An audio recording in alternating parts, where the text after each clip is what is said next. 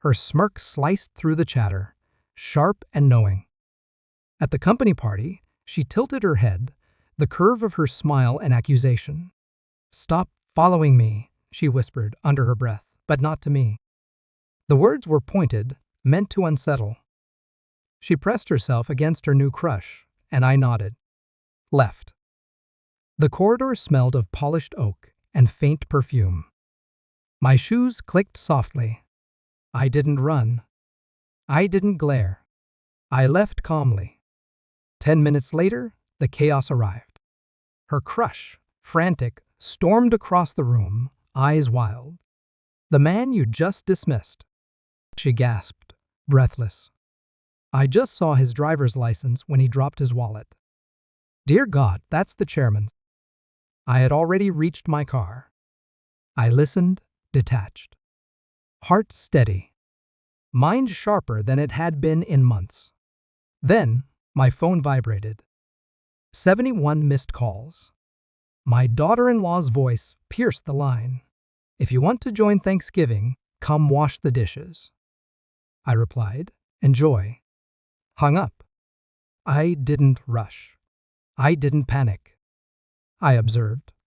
The betrayal had been quiet at first, like a faint shadow stretching across our life. I noticed the little things, missed calls, subtle shifts in tone, her avoidance of my gaze when certain names surfaced. Nothing blatant. Nothing to accuse, but enough to know that the line had been crossed. At first, I told myself I was imagining it. I replayed every word, every gesture. But the smirk tonight, so deliberate, so calculated, burned itself into my memory. The whispers in the corners of her conversations with colleagues. The way she straightened when he entered the room. My intuition had never failed me before. Denial crept in. Maybe I was overthinking. But the icy certainty in my gut wouldn't relent. Every move she made was a piece of a puzzle, and the picture forming was dark. I began quietly, methodically. Phone records first.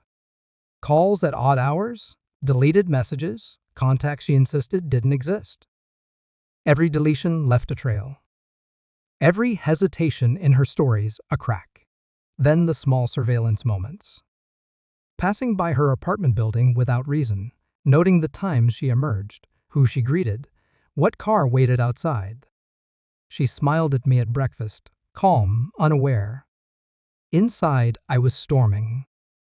Inside, I plotted. I didn't confront. Not yet. That would ruin it. Observation became a ritual. I memorized routines, habits, the scent she wore when she thought I wasn't near. Everything would be revealed, one cold step at a time. DNA test of the wine glass she used. Verification of her personal emails under the guise of helping with work accounts. I had to know. And the more I uncovered, the more I realized this was not passion. It was greed, selfishness, narcissism. The report arrived on a quiet Thursday. Minimal fanfare. No dramatic drumroll. Just a file, a screen, a silent scream of truth. She had lied. Betrayed. Every piece of evidence, meticulously catalogued, confirmed it. The affair wasn't subtle. It was a statement of ownership, a flaunting of deception. I called her into my study. She expected tension, anger, a breakdown. Instead, I was composed, eerily so. I handed her the report. "You were right about the party," I said softly. "I am the chairman. You dismissed me without even a glance. Care to explain why?" Her face went pale. A mask cracked. I didn't let her finish. She realized then that she had underestimated me. That smirk she had wielded so carelessly crumbled. I didn't scream. I didn't strike. I showed. The same night, I forwarded every piece of evidence to her company board, HR, and yes, her crush. I left a note for him. Truth is more than appearances. She called endlessly. 71 times, exactly matching the number of messages she had once tried to manipulate me with. I didn't answer.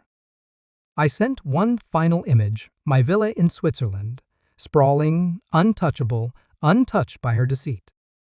I watched her frantic calls turn into desperate texts, every ping a testament to her greed.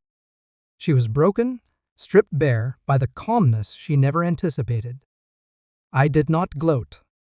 I merely observed. The power lay in stillness, in knowing, in letting her see the ruin she had created without me lifting a hand. Days later, I sat in silence. The storm had passed, or perhaps it had merely moved on. I felt nothing resembling relief or triumph, only clarity. Greed is fragile, betrayal predictable. Those who play with fire often forget the quiet ones burn the slowest and the hottest. I deleted her contact. The villa remained untouched. Life, mine, returned to its quiet rhythm. No apologies, no explanations, just observation, just power reclaimed. And in that calm, I understood, some victories are silent. Some lessons are brutal. Some people are irrelevant once exposed. I poured a drink. The ice clinked softly. I smiled. Not at her. Not at revenge. At certainty. She was finished. I was free. And that was enough.